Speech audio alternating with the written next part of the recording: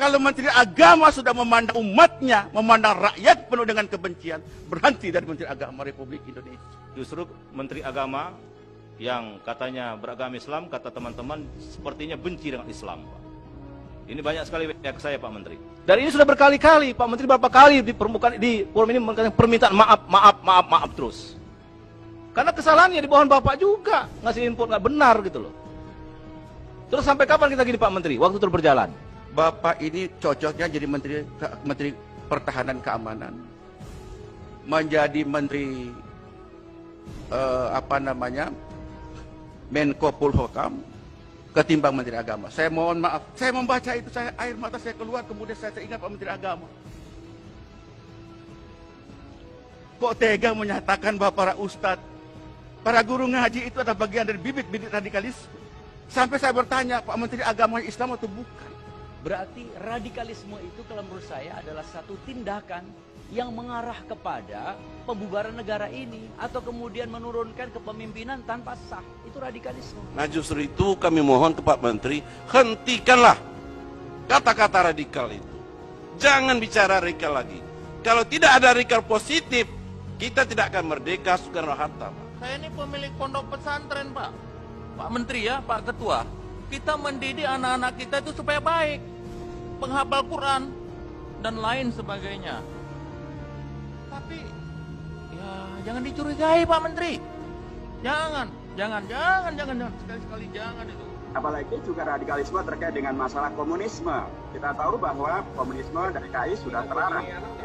Tapi itu juga tidak pernah kita dengar Pak Menteri permasalahkan tentang komunisme, tentang PKI, radikalisme. Masih radikalisme.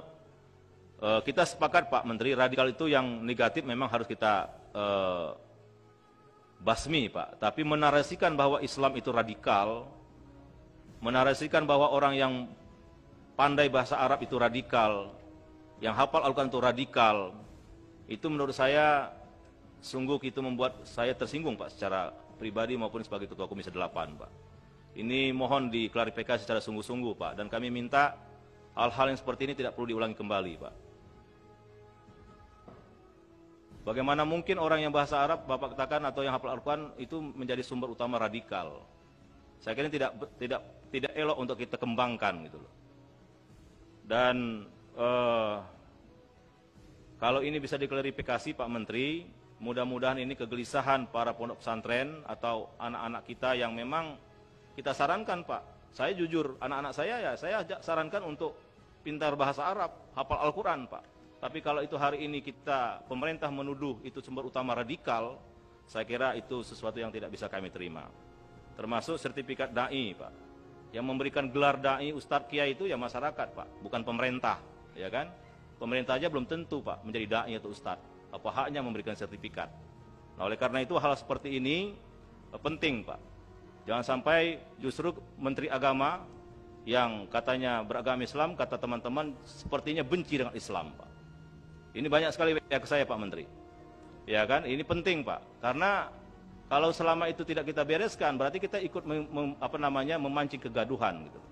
Maka dalam rapat kerja ini penting kita klarifikasi secara menyeluruh, termasuk yang sertifikat tadi Pak. Dan ini sudah berkali-kali Pak Menteri berapa kali di permukaan di forum ini mengatakan permintaan maaf terus. Karena kesalahannya di bawah Bapak juga ngasih input nggak benar gitu loh. Terus sampai kapan kita gini Pak Menteri? Waktu terus berjalan. Sementara yang kita layani sangat banyak masyarakat di bawah. Tolonglah Pak Menteri, tolong Pak Menteri, tolong. Ini saya menangis, mau nangis Pak saya Pak. Kebayang saya Pak, orang-orang di kampung itu Pak. Makan aja susah Pak. Orang tuanya menangis, ini dipotong Pak. Diskriminatif, anak tiri katanya di Republik ini. Jadi saya kira anggota yang terhormat, kita harus satukan tekad Pak, bersatu padu. Bahwa kita harus membela orang miskin Pak. Nggak boleh kita diskriminatif di Republik ini Pak. Saya Ketua Komisi 8, Pak Menteri bertanggung jawab nih Pak. Itu Pak. Jadi hari ini, menurut saya Pak Menteri, coba Bapak konsolidasi di internal Pak. Ini kalau hari ini Pak Menteri jawab atau besok diumumkan ke publik bahwa tidak ada pemotongan bos, saya kira itu kado paling indah Pak bagi anak-anak miskin. Bagi orang-orang miskin Pak yang sedang sekolah sekarang sedang susah.